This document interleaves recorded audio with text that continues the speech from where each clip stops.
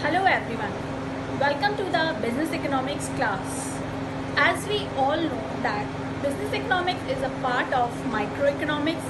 So, सबसे पहले microeconomics के सारे टॉपिक्स को पढ़ने के लिए या बिजनेस इकोनॉमिक्स के सारे टॉपिक्स के बारे में जानने से पहले हम आज की क्लास में एक बहुत ही बेसिक और कॉन्सेप्चुअल टॉपिक को डिस्कस करेंगे जो हमें आगे के टॉपिक्स को समझने में भी हेल्प करेगा।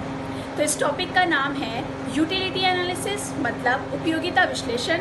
तो आइए इस टॉपिक के बारे में जानते हैं और समझते हैं। यूटिलिटी एनालिसिस या उपयोगिता विश्लेषण को समझने के लिए सबसे पहले हमें ये जानना होगा कि वास्तविकता में उपयोगिता होती क्या है and what is the utility. हम ये सब जानते हैं कि एक मनुष्य की, एक उपभोक्ता की इच्छाएं जो है यानी वांट्स जो होती है वो उसकी अनलिमिटेड होती है यानी अनंत होती है, लेकिन उसके पास उन इच्छाओं को पूरा करने के लिए जो साधन होते हैं, जो रिसोर्सेज होते हैं, वो बहुत ही सीमित या लिमिटेड होते हैं। तो इसलिए वो अपने साधनों को जिन वस्तुओं पर यूज़ करता है या इस्तेमाल करता है वो इस प्रकार से करता है कि उन वस्तुओं से प्राप्त होने वाली उपयोगिता उसे सबसे ज़्यादा मिल सके।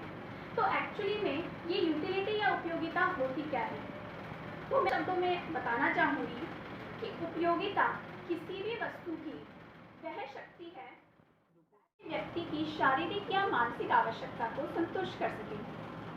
In other words, we can say that utility is the capacity of a commodity or a good or service which can satisfy the physical or mental want or desire of a person. या हम ये भी कह सकते हैं यदि कोई वस्तु किसी भी उपभोक्ता या व्यक्ति की आवश्यकता को संतुष्ट करती है, चाहे वो शारीरिक आवश्यकता हो या मानसिक आवश्यकता, यदि एक वस्तु उसकी शारीरिक अथवा मानसिक आवश्यकता को संतुष्ट करती है तो उस वस्तु में उपयोगिता निहित होती है, चाहे वह वस्तु उस व्यक्ति के लिए या उस पूरे समाज के लिए हानिकारक ही क्यों ना हो। इसका एक उदाहरण हम इस प्रकार से ले सकते हैं कि जो भी हमारे ड्रंकर्स होते हैं वो उनके लिए शराब की उपयोगिता बहुत ज़्यादा है, जबकि शराब का सेवन करना उनके खुद के स्वास्थ्य के लिए और सोसाइटी की मॉरल वैल्यूज़ के लिए भी हानिकारक है।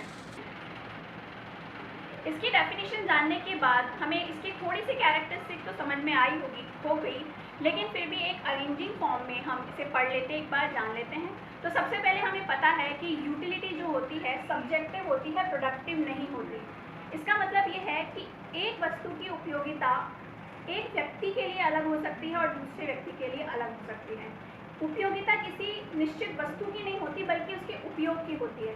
ऐसा ज़रूरी नहीं कि एक व्यक्ति को उस वस्तु के उपयोग से अगर संतुष्टि प्राप्त हुई है तो दूसरे को भी उतनी ही संतुष्टि प्राप्त हो। इसलिए हमें कह सकते हैं कि उपयोगिता व्यक्तिगत होती है, वस्तुगत नहीं। इसके बाद हम दूसरा लेते हैं, it is related term and individual. It is a related term, इसका मतलब ये है कि उपयोगिता सापेक्षित होती है। सापेक्षित होने का मतलब ये है कि यदि किसी व्यक्ति को किसी वस्तु से संबंध है तभी उस वस्तु की उपयोगिता उसके लिए होगी। जैसे एक कॉमर्स के स्टूडेंट के लिए कॉमर्स की बुक की उपयोगिता होगी, ना कि विज्ञान की पुस्तक की। तो इसलिए हमें कह सकते हैं कि उपयोगिता सापेक्षिक होती है। यदि आपका उस वस्तु से कोई संबंध है या उससे कोई काम है तो ही वो आपके लिए उपयोगी है, अन्यथा नहीं उपयोगी है। हम आगे चलते हैं और हमारे पास एक नया है, it is a psychological term. किसी भी वस्तु की उपयोगिता हमारे मनोवैज्ञानिक स्थिति पर निर्भर करती है कि एक व्यक्ति को संतुष्टि कैसे दे रही है। जैसे कि स्मोकिंग करने वाले लोग, शराब पीने वाले लोग, उन्हें उस चीज़ से उपयोगिता प्राप्त होती है, तो उनकी मेंटल स्टेज होती है, तभी उन्हें उस वस्तु से उपयोगिता प्राप्त हो पाती है। हमारी अगली विशेषता है कि that it can not be measure और कैन बी मीजर। इस विशेषता के अंतर्गत अलग अलग अर्थशास्त्रियों के अलग अलग मंतव्य हैं। कुछ कहते हैं कि उपयोगिता को मापा जा सकता है और कुछ कहते हैं कि उपयोगिता को मापा नहीं जा सकता। तो ये भी एक इसकी विशेषता है कि उपयोगिता कुछ क्षणों में या कुछ तरीकों से मापी जा सकने लायक है और कुछ में, क्योंकि ये मनोवैज्ञानिक अवधारणा है और किसी भी सेटिस्फैक्शन को, संतुष्टि स्तर को मापा नहीं जा सकता किसी भी इकाई में, इसलिए हम इसे माप नहीं भी सकते हैं। लेकिन हम उसे उस मुद्रा के रूप में व्यक्त कर सकते हैं जो किसी वस्तु को खरीदने के लिए एक उपभोक्ता त्याग करता है अपनी मुद्रा का। नेक्स्ट हमारा जो पॉइंट है वो ये है कि it depends on intensity of wants.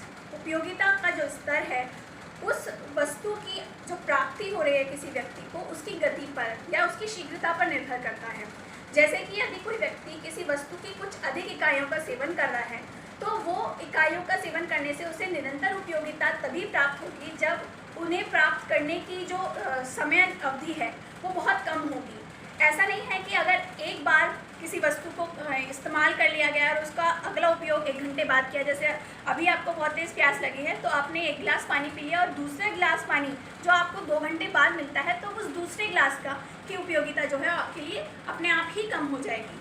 तो इसलिए ये ज़रूरी है, अगर हम उपयोगिता के बारे में जानना चाहते हैं, संतुष्टि स्तर के बारे में जानना चाहते हैं, तो हमें उस वस्तु की प्राप्ति जो है क्रम के अनुसार होती रहे या निरंतर होती रहे। तो निरंतरता होना बहुत ज़रूरी है।